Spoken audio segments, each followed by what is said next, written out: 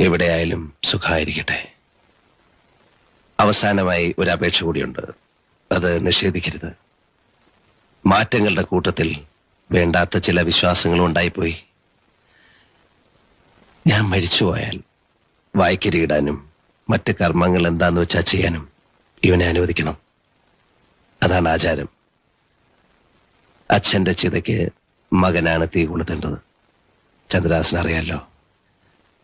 പരലോകത്തെങ്കിലും മോക്ഷം കിട്ടാതെ പോകണ്ട.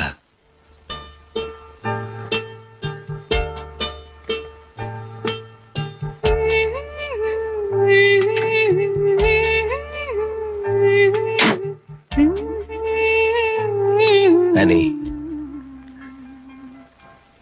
എനിക്ക് സന്തോഷമേ ഉള്ളൂ. എന്റെ മകൻ മിടുക്കനായി വളരും. നിന്നിലൂടെ ഞാൻ പുതിയ